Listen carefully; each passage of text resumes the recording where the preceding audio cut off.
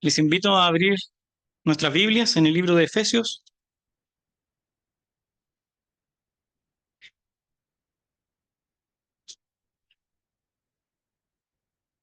Vamos a comenzar la lectura en el capítulo 6, versículo 1. Efesios 6, versículo 1. Hijos, obedeced en el Señor a vuestros padres, porque esto es justo. Honra a tu padre y a tu madre, que es el primer mandamiento con promesa, para que te vaya bien y seas de larga vida sobre la tierra. Y vosotros, padres, no provoquéis a ira a vuestros hijos, sino criadlos en disciplina y amonestación y amonestación del Señor.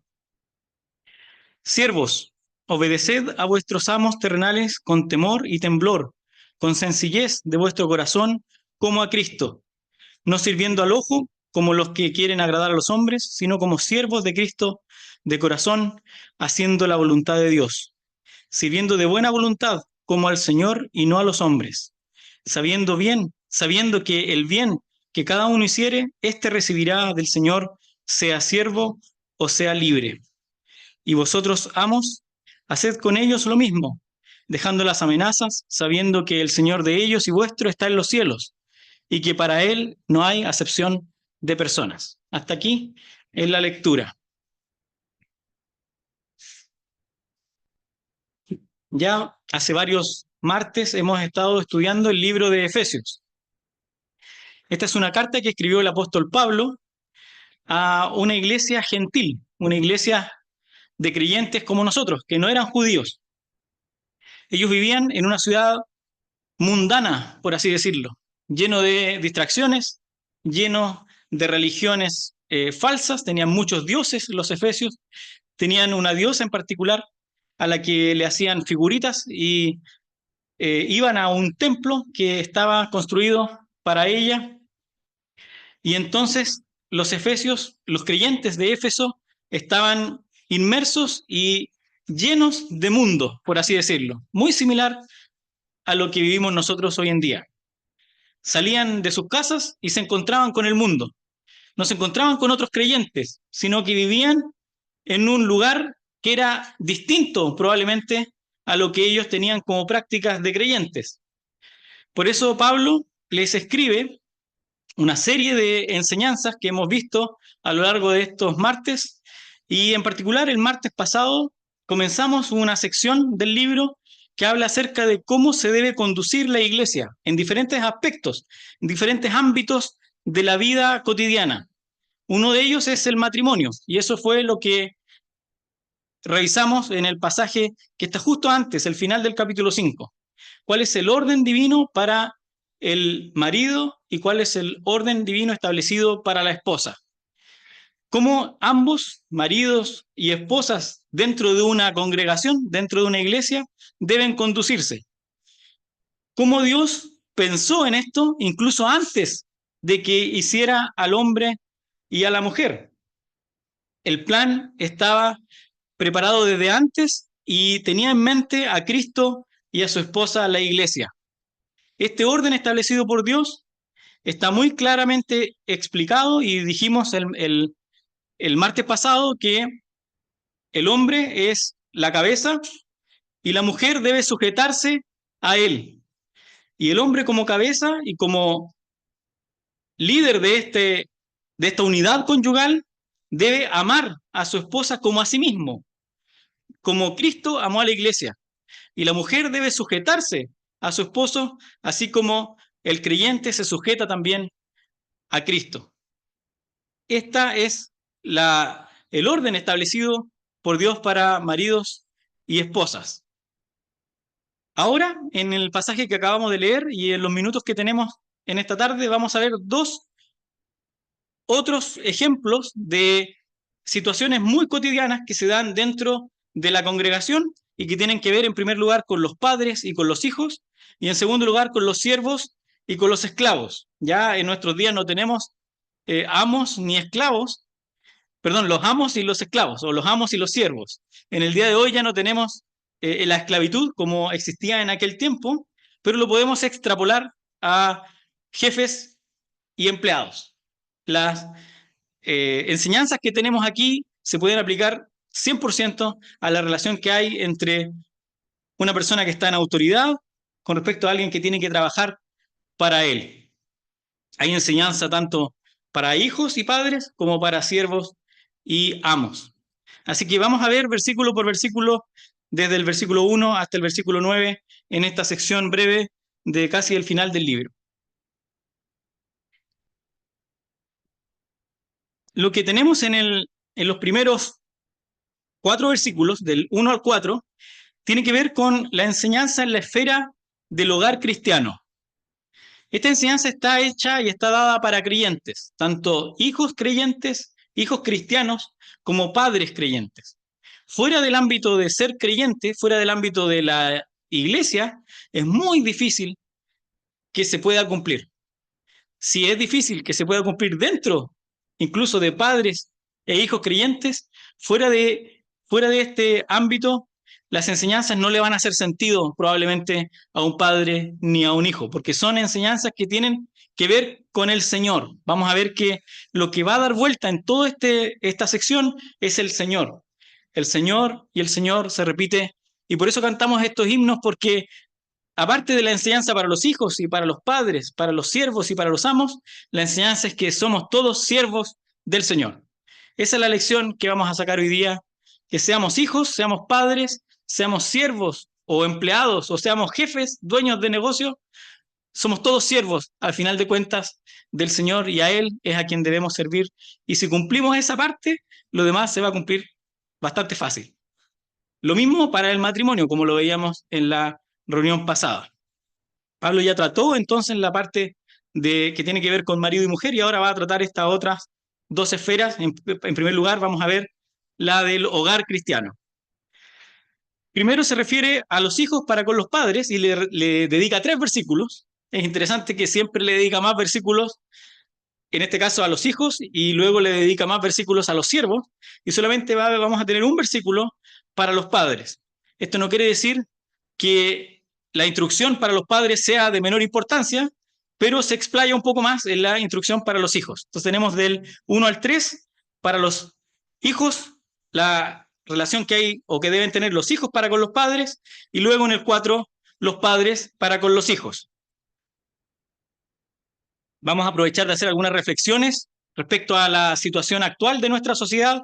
Ya dijimos, esto es enseñanza para creyentes, para cristianos que tienen al Señor como su Salvador, pero obviamente vamos a tener que extrapolarlo a la sociedad y vamos a darnos cuenta que siguiendo estas instrucciones, si viviéramos en un mundo que sigue estas instrucciones, las relaciones familiares serían muchísimo, muchísimo mejores. En la sociedad de hoy en día no hay ningún respeto por los padres. Se terminó el respeto por los padres. Los hijos quieren hacer lo que ellos quieren. No hay ninguna consideración. Uno mira a sus... Yo miro a mi papá y a mi mamá y cómo ellos vivían con sus papás y había un respeto mayor y cómo vivían mis abuelos con los que serían mis bisabuelos, ya están con el Señor. El respeto se ha ido perdiendo y la obediencia a los padres se ha ido acabando con el tiempo. Esa es una realidad que no hay que pensarlo mucho, es evidente en nuestra sociedad. Y está absolutamente en contra o es antagónico a lo que dice el versículo 1. Y a este llamado a los hijos a obedecer en el Señor a vuestros padres. ¿Por qué decimos que son hijos creyentes? Porque dice en el Señor. Se trata de hijos que conocen o que tienen algún tipo de conciencia respecto a quién es el Señor. El llamado a los hijos es a obedecer en el Señor, es una exhortación directa, es una obediencia en el Señor. Y se mandan 2 cosas, hay 2 cosas que deben hacer los hijos en el Señor. La primera es obedecer a los padres y la segunda es honrar al padre y a la madre, que no son lo mismo, pero están relacionados y tienden a lo mismo. En primer lugar, obedecer a los padres y en segundo lugar, honrar a padre y a madre. El obedecer, en primer lugar, en el Señor, siempre en el Señor, vamos a ver eso enseguida, es dar oído, es poner atención. No es cerrar los oídos, no es que cuando el papá le habla algo y le dice algo, y aquí hablan los hijos, cierren los oídos o dejen que le entre por un oído y que le salga por el otro. Obedecer es poner atención, prestar oído a esa instrucción, a a esa exhortación, a ese llamado que le hace el padre, a esa solicitud. Puede ser desde algo muy sencillo como cuando son pequeños mandarlos a comprar, por ejemplo, o algo mucho más importante para su vida y para sus decisiones en el futuro, como recomendarle algo en cuanto a una decisión importante que puede tener. Hay que prestar oído, hay que poner atención. Los hijos, la exhortación para hijos creyentes es prestar oído, poner el oído atento, abrir bien las orejas para que escuchar la instrucción del padre. Si el padre es un padre creyente, por supuesto la instrucción, y vamos a verlo, va a ser también en el Señor. Y es muy importante que preste atención y acepte sumisamente. Eso es obedecer. Poner atención y aceptar sumisamente. Muchas veces va a ser difícil, sobre todo en ciertas edades en que los hijos empiezan a crecer y ya empieza a existir lo que es la separación de los padres. Veíamos en la reunión pasada que el hijo deja padre y madre para unirse a su mujer. Es natural que se separe y que el hijo pase de estar bajo la autoridad del padre dentro de la familia o de los padres a estar como cabeza de su propia familia. Hay una separación para volver a formar una nueva unidad. Ese transitar desde estar unido a los padres y protegido por los padres, bajo el abrigo y bajo la protección de ellos, a estar a cargo de su propia familia, que puede ser el mismo si se va de la casa porque empieza a trabajar o forma una familia con su mujer, es un transitar complejo en la adolescencia, porque el hijo quiere vivir como si estuviera ya siendo él el dueño de su propio camino, pero por otro lado todavía necesita de los abrigos y de los cuidados del padre, que son los que está llamado el padre a darle a ese hijo. Entonces, en este transitar, la exhortación y el mandato de Pablo, inspirado por el Espíritu para los hijos, en el orden que Dios estableció, porque es en el Señor, es a los hijos a someterse, a sujetarse.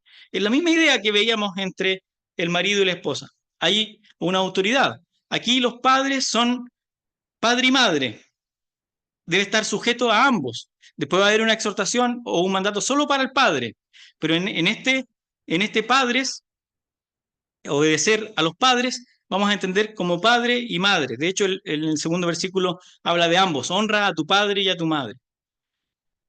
Esto es bueno, vamos a aprender en el siguiente versículo. Es una cuestión de orden divino.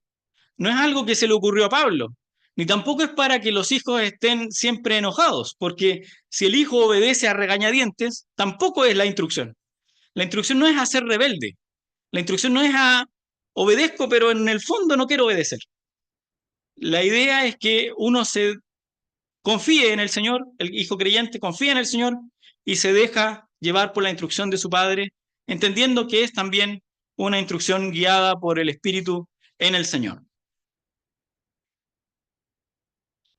En el caso que vimos, las esposas se sujetan a los maridos, la palabra es la misma, de obedecer, sujetarse, y la idea es que no se somete la importancia ni la dignidad del hijo. No es que el hijo sea menos importante por sujetarse. El hijo es tan importante para Dios como el padre. Ambos son igual de importantes. Si son creyentes, ambos son creyentes. Ambos son salvados y tienen la esperanza de que el Señor los va a venir a buscar y van a estar con Él y forman parte de la iglesia. No hay diferencia de importancia. No es que porque el papá sea más importante que el hijo tiene que obedecerlo.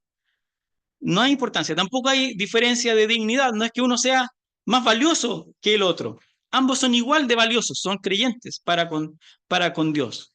Pero el orden divino y la sujeción es a la autoridad que hay por parte y que Dios le ha dado al Padre para con el Hijo o para con los hijos. Se somete a la autoridad. Y tenemos el ejemplo del Señor. ¿Qué mejor ejemplo que el del Señor? Que esta misma palabra de obedecer y de que es sujeción, es usada para referirse al Señor, cómo se sujetaba y cómo estaba sujeto a sus padres terrenales. En Lucas 2:51 dice, y descendió con ellos y volvió a Nazaret y estaba sujeto a ellos.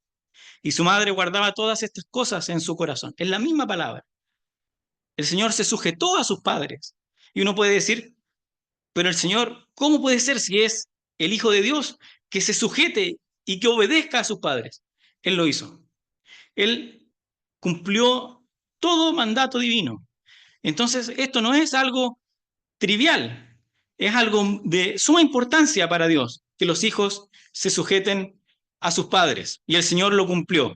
El mismo Señor obedecía a sus padres y se sujetaba a ellos, estaba sujeto a ellos, iba para donde los padres iban, lo acompañaba a sus padres a Jerusalén, por ejemplo, al templo, lo vemos en la historia cuando tenía 12 años, y siempre estaba atento a lo que sus padres le pedían. Lo vemos al Señor en su vida previo a salir a su ministerio, sujetándose. Y está escrito incluso con la misma palabra.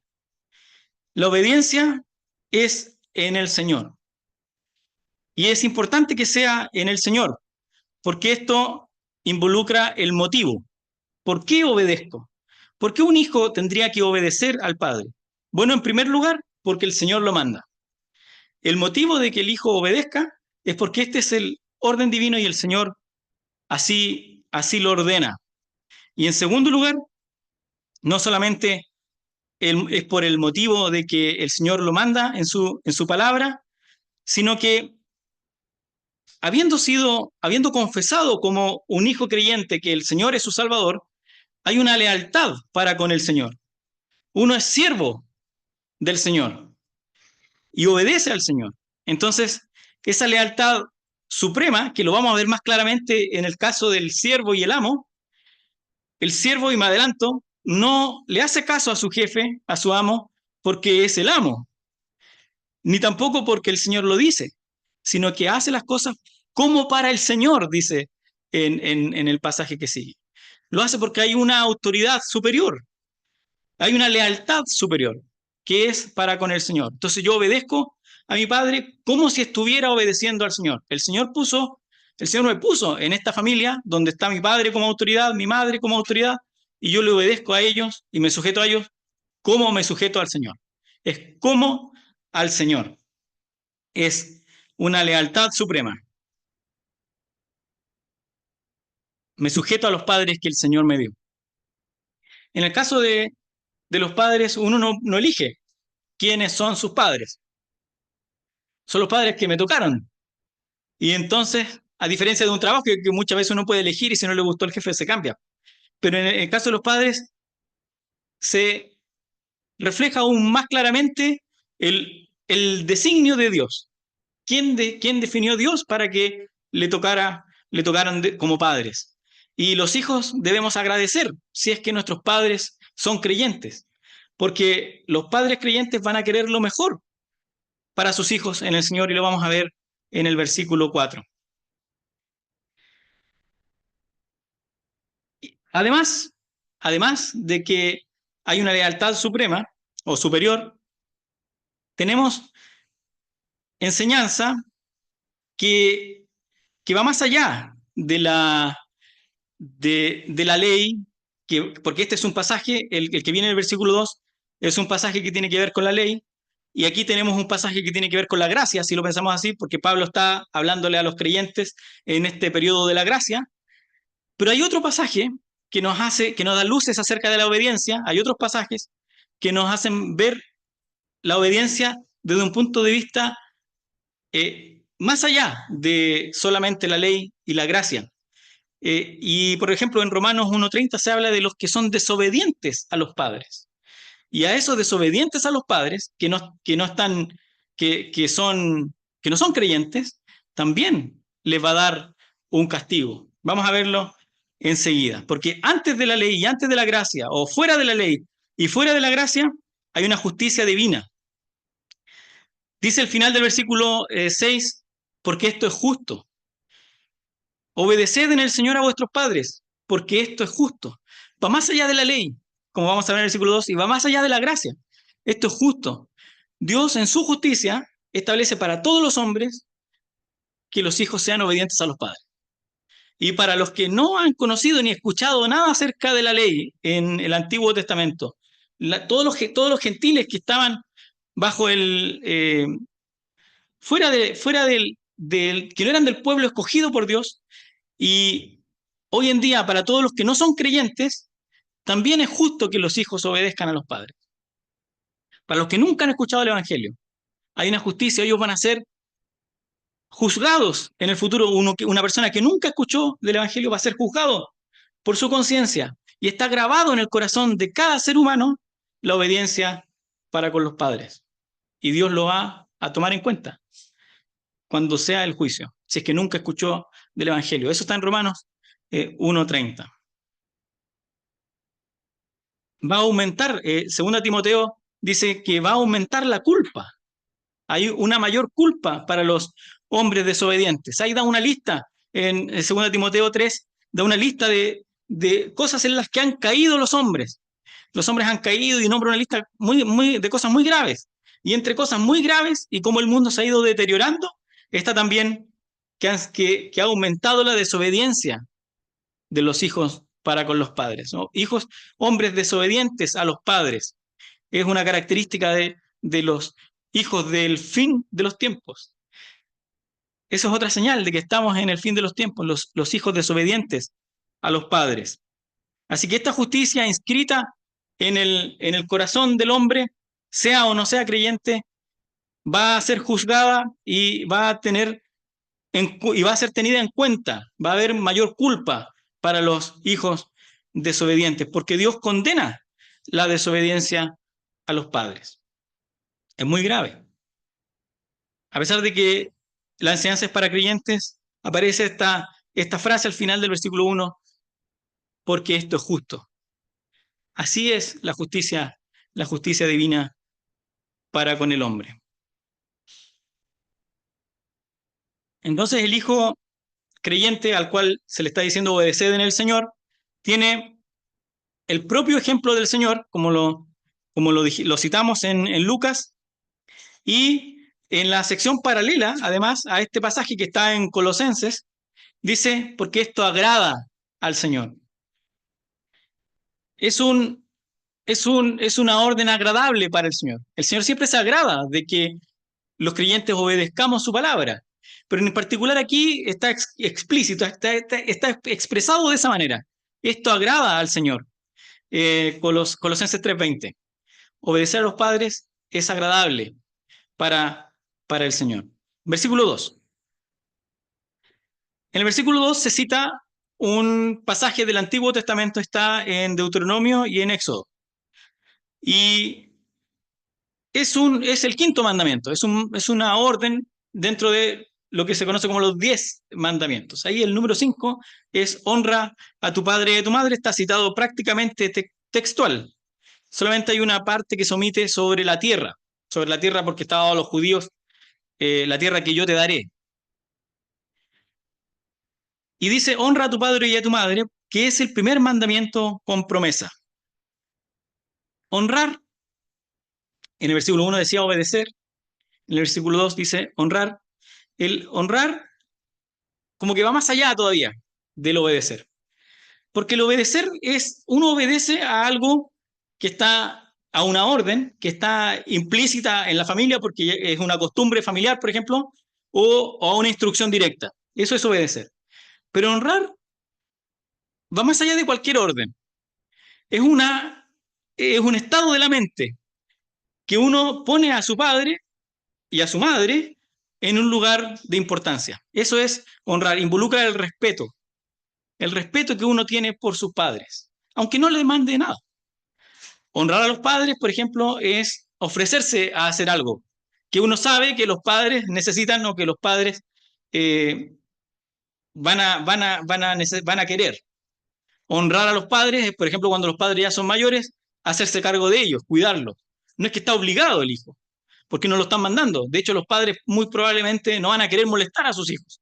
Por ello, por ellos se fueran a un asilo, no sé, o fueran, o pudieran tener otros cuidados que no fueran para molestar a los hijos. Ellos, los padres, siempre van a sentir que están molestando a sus hijos. El hijo honra a su padre, honra a su madre, si se hace cargo de ellos, por ejemplo. Ese va más allá de obedecer, está por delante de obedecer. En Hebreos, por ejemplo, en el 12:9, se habla de venerar. Ahí hace la comparación con el Padre de los Espíritus, que está haciendo la comparación. Si nosotros, dice el autor a los Hebreos, venerábamos a nuestros padres, ¿cómo nos vamos a poner atención al Padre de los Espíritus? El venerar es ese honrar. Los teníamos por alta estima. Un hijo tenía cuidado de las cosas que hacía para no ofender al padre. Va más allá de obedecer.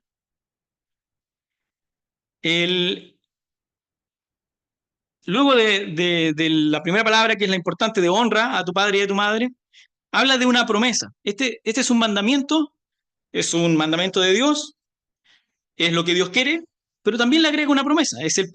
Aquí dice que es el primer mandamiento con promesa. La promesa está en el siguiente versículo. Es un mandamiento con promesa, y el hecho de que exista una promesa concuerda con lo que está en el pasaje paralelo de Colosenses, de que esto es algo que agrada a Dios. Es algo agradable al Señor. Por eso da una promesa. Hay una promesa. No es gratuito. No queda en cero. Hay algo positivo en el honrar al padre y a la madre.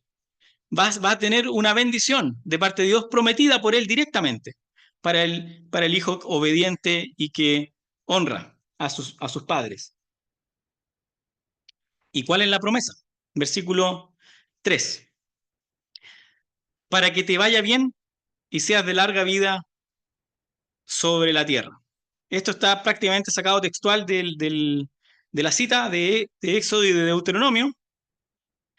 La promesa es para el que cumple el mandamiento, para el que cumple ese quinto mandamiento de honrar al padre y a la madre. Se omite la tierra que tu Dios te da, como dijimos, y porque los creyentes no tenemos esa tierra por promesa, así que Pablo omite esa parte de que la tierra que Dios te da.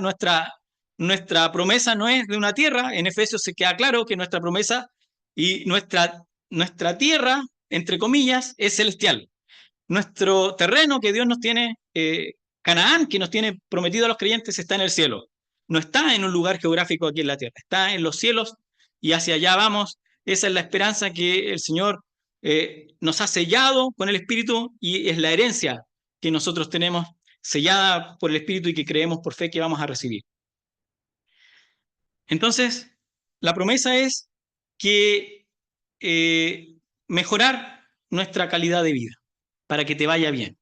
Hay otros pasajes que también hablan de lo mismo. 1 Timoteo 4:8, 1 Pedro 3:10. El creyente, el hijo creyente, por el hecho de cumplir este mandamiento, es un mandamiento dado al pueblo de Israel, al pueblo judío, que la enseñanza se repite para los gentiles creyentes, que somos nosotros, de honrar, tiene una promesa. Y la promesa es que nos va a ir bien en esta vida. ¿Por qué el Señor ofrece una promesa? Eso es lo que uno se pregunta. ¿Por qué Él ofrece una promesa directa? Cuando el Señor observa, y esto es aplicable a los tres ejemplos de la vida de la congregación, tanto marido y esposa, hijos y padres, siervos y amos, cuando el Señor observa que el orden que Él estableció se cumple, Él bendice. Y aquí está expresado claramente, hay una promesa de mejorar nuestra calidad de vida para que te vaya bien y además seas de larga vida sobre la tierra. ¿Quieres que te vaya bien? Sé un hijo obediente, sé un siervo sujeto y trabajando para el Señor, y un marido que ama a su esposa como a sí mismo, y una mujer que se sujeta a su marido.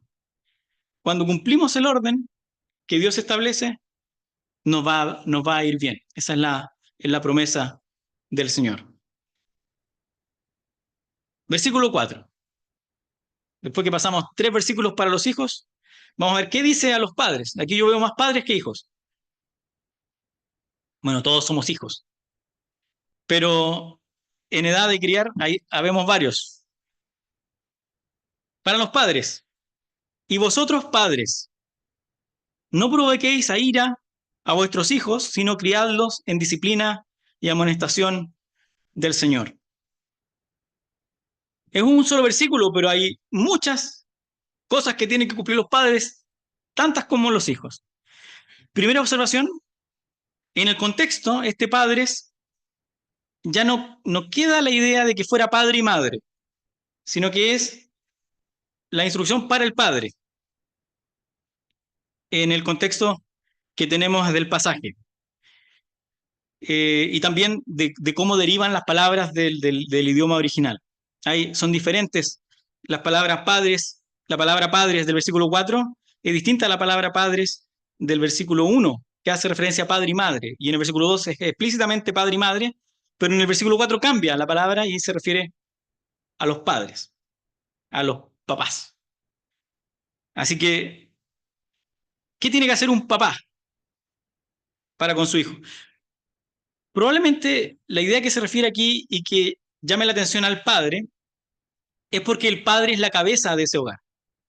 Y cuando hay que tomar una decisión, el hijo pide permiso para ir a algún lugar. Y hay que tomar una decisión de si le damos o no le damos permiso. Obviamente, el padre que ama a su mujer como a sí mismo va a preguntar la opinión de su esposa. Pero la responsabilidad de la decisión que se toma es de la cabeza que es el padre. Por eso probablemente es el padre el que está exhortado aquí en cuanto a las instrucciones que se dan, porque él es la cabeza. La decisión, el padre la va a tomar como una única unidad, porque son una unidad conyugal, como lo veíamos en la reunión anterior. Pero lo mismo que el ejemplo no lo di el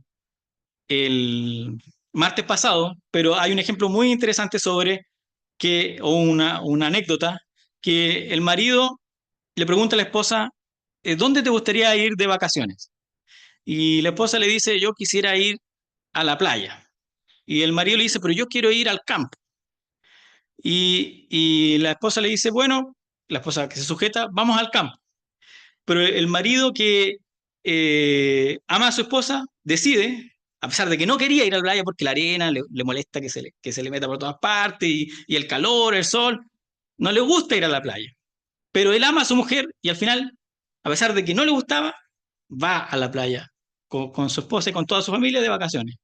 Resulta que este marido, después que fueron a la playa, le dice, le tocó los días más calurosos del verano y la playa estaba repleta, entonces todo mal. Y le recrimina a su señora, viste, tú quisiste que fuéramos a la playa. Eso es lo que no tiene que pasar. Porque a pesar de que la idea fue de la señora, la decisión fue de él. Y como cabeza, él es el responsable. Y tiene que asumir su responsabilidad. No puede echarle la culpa por una decisión que él tomó. La autoridad está puesta como cabeza para el marido y obviamente él lo hace teniendo en cuenta a su esposa en todo y llamándola como a sí mismo, pero la responsabilidad es de él. Y no le puede después sacar en cara, por tu culpa pasamos las peores vacaciones de nuestra vida. No, porque él lo hizo pensando en su mujer y también con la autoridad que Dios le dio. Lo mismo acá, probablemente por eso están llamados los padres ahora a esta exhortación. La responsabilidad es la que deriva, la que recae en particular en el padre. Y, y el mandato o el peligro, aquí hay un peligro, es que el hijo se aire. Ese es el peligro. Cuando un padre trata con su hijo, y obviamente el padre está en autoridad para con el hijo puede reaccionar mal. Entonces el padre tiene que tener eso en cuenta. Y no hay que provocar esa ira. Esa es la exhortación. No provoquéis a ira. Hay un peligro. Hay un peligro de que el hijo se enoje. Y entonces el padre, entendiendo que existe ese peligro de enojar al hijo, manteniendo firme su autoridad y tomando las decisiones que son mejores para su hijo, va a tener cuidado de no provocar, de no provocar que suceda esa ira. Para los hijos está mandatado que obedezcan. Para los padres es necesario que ejerzan el dominio propio. Si un padre no se controla a sí mismo, es muy fácil que pueda en su posición de autoridad hacer que el hijo se enoje porque se descontrola y al final provoca la ira de ese hijo. Y algunos ejemplos de las cosas que hay que tener cuidado. Por ejemplo, no es recomendable en esta intención de educar y de hacer que el hijo haga caso a lo que uno le dice, buscar el error y criticarlo. Mira, te equivocaste en eso. Te dije que te ibas a equivocar. Mira, te dije esto y te pasó eso. Y lo critica y lo critica y lo hace, al final lo frustra y lo hace enojar. Los padres somos llamados a cuidarnos de eso. No ser cargantes. Se equivocó por algo que él no obedeció. Bien, pero ahora la lección debe ser positiva y guardarnos esa ganas de recriminarle porque no hizo caso y tratar de exhortarlo en amor en el Señor para que él aprenda finalmente. Entonces nos vamos a buscar las fallas continuas en el hijo para evidenciar que él se equivocó. No es correcto que el padre sienta placer en la corrección. No es algo que debería darnos gusto de corregir al hijo. Eso es que no tenemos el dominio propio como padres. El corregir no es algo que debería ser placentero para nosotros, todo lo contrario. Deberíamos sentir el peso que siente el hijo cuando le estamos dando una instrucción. No hay que evidenciar, no deberíamos evidenciar ningún tipo de placer. No hay que apresurarse, no deberíamos tampoco apresurarnos en la corrección. Muchas veces los errores se cometen de los hijos, las desobediencias se cometen por ignorancia. El hijo no entendió la instrucción, no fuimos claros. Entonces deberíamos tener paciencia, cuidado en la corrección, no apresurarnos. Hay que tener cuidado con las personalidades, no ir al choque, no ir a la confrontación. Todo eso va a evitar el provocar la ira del hijo. Eso no significa que seamos blanditos como padres y dejamos que el hijo haga lo que quiera, todo lo contrario. Debemos corregir, pero esa corrección tiene que ser en amor, sin ir al choque, sin ir a la pelea, a la luz de las escrituras, por ejemplo. La disciplina debe ser justa. No somos llamados a ser padres injustos. Si tenemos varios hijos, por ejemplo, no tiene sentido que a uno le dejemos hacer algo y al otro no. Eso no es justicia. O que un día le digamos que sí y al otro día por lo mismo le digamos que no. Tampoco. Si tenemos, y es difícil como padres, si tenemos un orden y entendemos lo que el Señor nos manda en nuestra familia, tenemos que ser lo más constantes y justos posible. Y la disciplina, por supuesto, debe ejercerse en amor. Padres, no provoquéis a ira a vuestros hijos, sino el contrario, para entender también lo que es provocar a ira. Este es el contrario, que a veces las cosas contrarias nos ayudan a entender lo que era lo que nos estaban mandando. Criarlos en disciplina y amonestación del Señor. ¿Qué es la disciplina y la amonestación antes? ¿Qué es criarlos? El criarlos tiene que ver con el nutrirlos. Lo mismo que estaba antes, que Cristo, ¿se acuerda que cuida de la iglesia? Cristo no solamente se entregó por su esposa, por su iglesia, a sí mismo y dio todo lo que tenía, sino que además la cuida, la protege, la nutre, la sustenta, le da el abrigo, le da el alimento. El criarlos es la misma idea, es la misma idea. Es el criar un hijo, no solamente retarlo y estar dándole órdenes, es cuidarlo, es protegerlo, es darle el abrigo, el sustento, lo que necesita ese hijo. Ese es el criado. ¿Y cómo se cría un hijo? Se cría, se cuida, se sustenta, como dice el versículo, en disciplina y amonestación. Dos cosas, la disciplina y la amonestación. Y esa disciplina y amonestación son en el Señor. Nosotros recibimos los hijos por el Señor. El Señor nos da a los hijos. Y el padre experimenta, como creyente, lo que su Padre Celestial le da. Como el padre experimenta, si es un padre creyente, todas las bendiciones que su Padre Celestial le da, él también debe hacer lo mismo. Debe imitar al Señor, a su Padre Celestial. Si Él nos libró y nos dio tremendas bendiciones que están en el capítulo 1, por ejemplo, de este libro, nosotros como padres deberíamos también darle estas tremendas bendiciones o todas las bendiciones que podamos a nuestros hijos. Si el padre no conoce al Señor y cría, por lo tanto, a sus hijos para que destaquen en el mundo, para que sean personas importantes, para que les vaya bien, para que sean millonarios, para que tengan tremendos trabajos, si uno fomenta eso, no está poniendo atención en lo que es realmente importante. El padre se preocupa con la disciplina y la amonestación en el Señor, de criarlos como el Señor quiere que sean esos hijos. Y probablemente no está en primer lugar que sean hijos importantes, ni que tengan muchos logros en este mundo. Eso pasa a un segundo, un tercer plano, un cuarto plano. Si es que ponemos en mira lo que el Señor pone en la mira primero, que es que el hijo sea salvo, que el hijo se convierta, que sea creyente, que sea un buen creyente, que ame a su Señor, que aprenda de él. Ese es el mandato y para eso es la disciplina, para que el hijo se guíe por ese camino, no para que el hijo sea grande y saque buenas notas y después vaya a la mejor universidad y voy a esforzarme para pagarle la mejor universidad, para que sea una gran persona y tenga muchos recursos. No es ese el objetivo.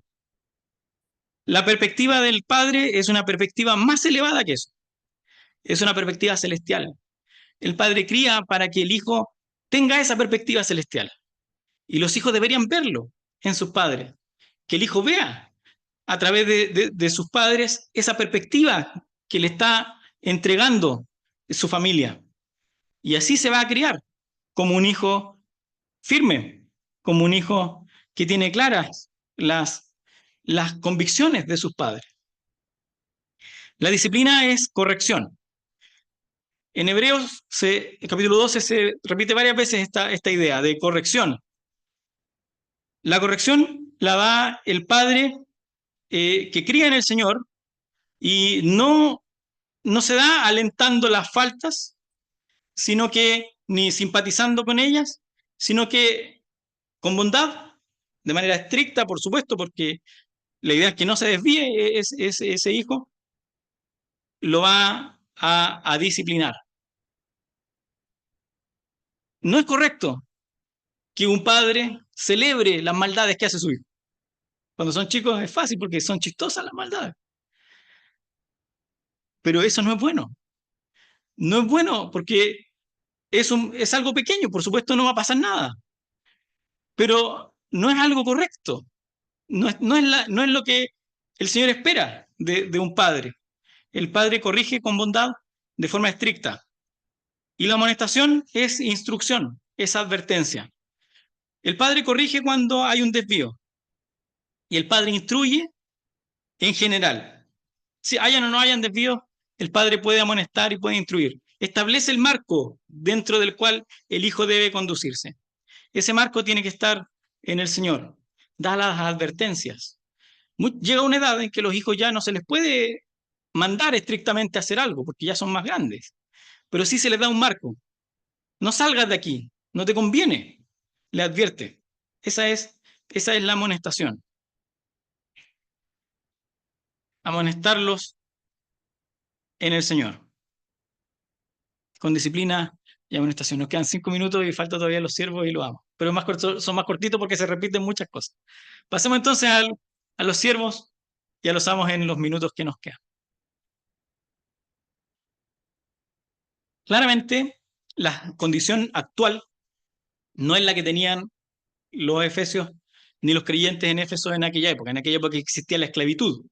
Por eso se habla de siervos y amos, esclavitud absoluta. El siervo le pertenecía, el amo era dueño de ese siervo. Entonces, eh, cuando hagamos la extrapolación de esto a nuestros días, no es tan directa, pero sí los principios se mantienen.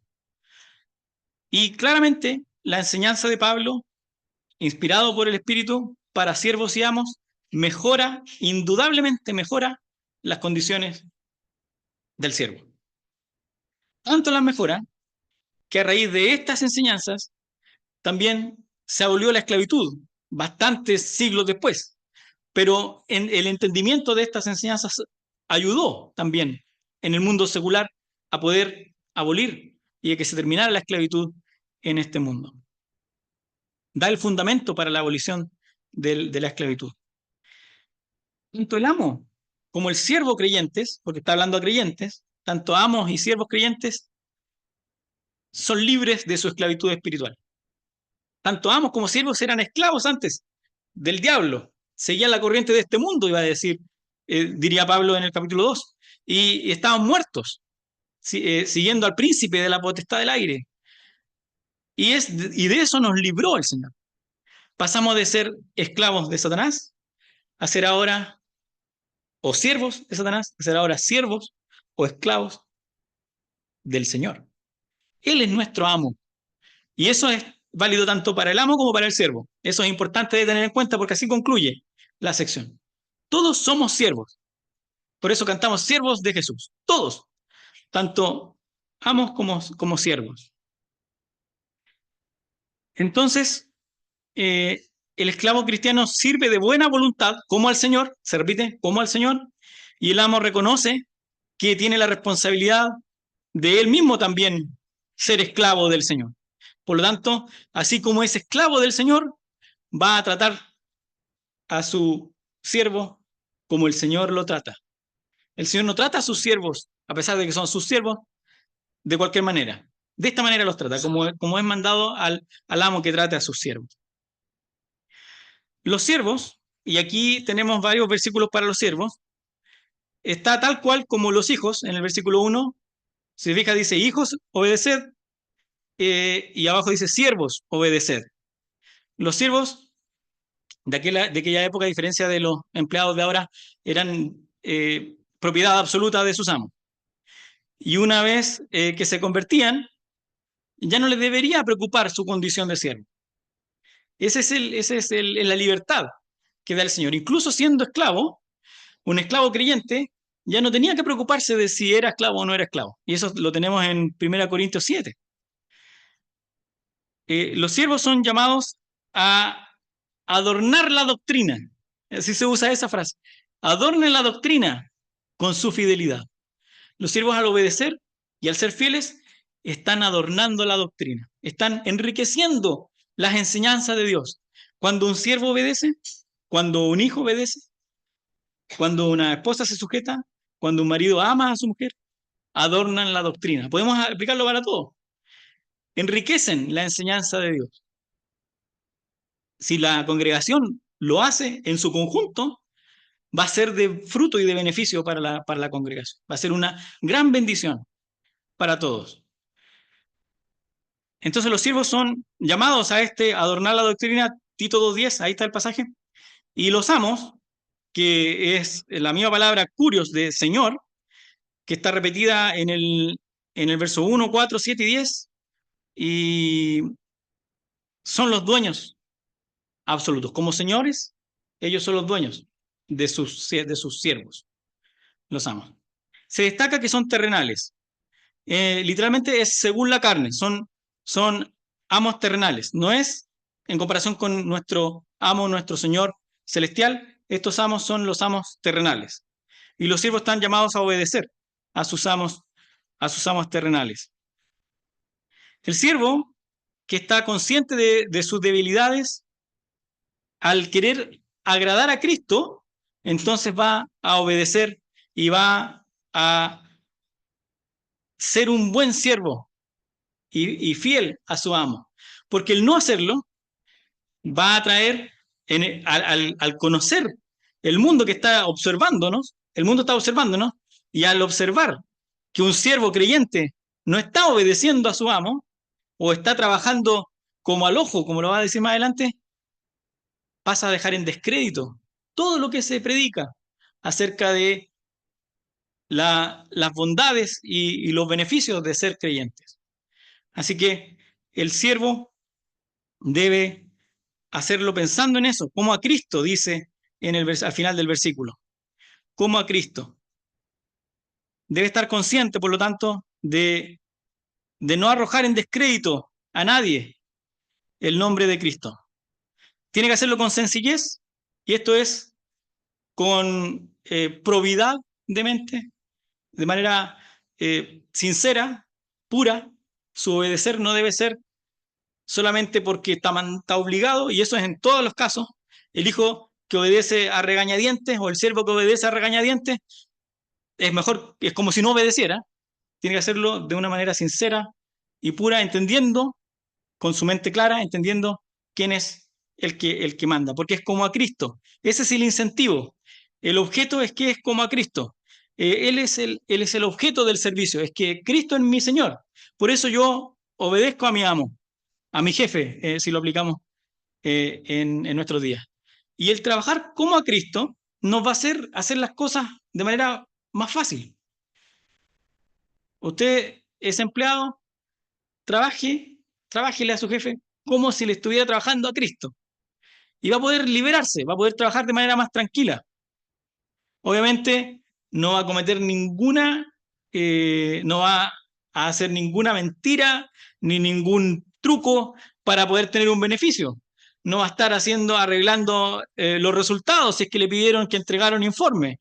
No va a estar entregando verdades a medias o falsedades, porque es como a Cristo. Es como a Cristo. Ese es el incentivo y el objeto de nuestro servicio. Con temor y temblor, me salté ese, no es con temor y temblor para con el amo, es con temor y temblor para con Cristo. Y eso lo aprendemos en 1 Corintios 2:3, 2 Corintios 7:15 y en Filipenses 2:12. Hay pasajes, no es el temor y el temblor, está siempre, esa frase se repite, y siempre relacionada con Cristo. Es como a Cristo. El temor y temblor es para con Cristo. Muy bien, para terminar, vamos a tener que resumir nomás los otros versículos. Algún día los podremos ver con más detalle, pero en resumen, el resumen de todo está en el versículo 9, en que dice que en la segunda parte, bueno, está el 9 se habla de los amos, que hay que hacer con dejar las amenazas y tratar a los siervos como corresponde a lo que el Señor nos trata a uno. ¿Por qué? Porque sabiendo, dice, que el Señor de ellos y vuestro está en los cielos. Si yo soy jefe, creyente, y tengo un trabajador creyente, antes de mandarle a hacer las cosas y antes de obligarlo y de enojarme con él, de airarme, porque está toda esa idea, voy a pensar cómo me trata Cristo. El Señor de él también es mi Señor. No estoy libre de tener un Señor. Yo no soy el amo y Señor. Tengo un Señor que es el que está sobre mí. Muy bien. Solamente para una observación, no sirviendo al ojo.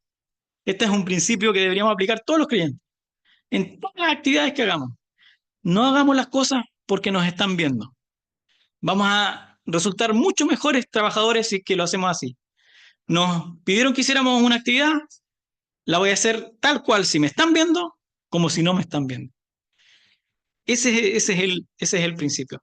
No actuemos como el resto del mundo, que trabaja al ojo, que si no está el jefe no se avanza nada. O no, o todo lo contrario, se perjudica el proyecto, el trabajo. no sirviendo al ojo.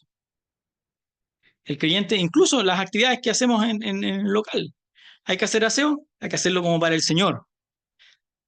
No porque alguien me va a aplaudir o me va a decir que bien, que hiciste el aseo o que bueno, que hiciste esto. No es para no es para el ojo, no es para nosotros, es para el Señor. Los servicios que hacemos son para el Señor. Vamos a orar y terminamos la reunión. Padre nuestro, te damos las gracias por tu palabra. Tú has establecido tu justicia en ella y nos has revelado cosas que a los hombres no se nos hubiesen ocurrido jamás. Y te damos las gracias por eso. Te pedimos entonces que nos ayudes a apreciar estas enseñanzas. Reconocemos nuestra debilidad y la dificultad que tenemos para cumplirlas. Por eso te pedimos tu dirección y tu ayuda para que nos guíes y podamos ponerlas en práctica.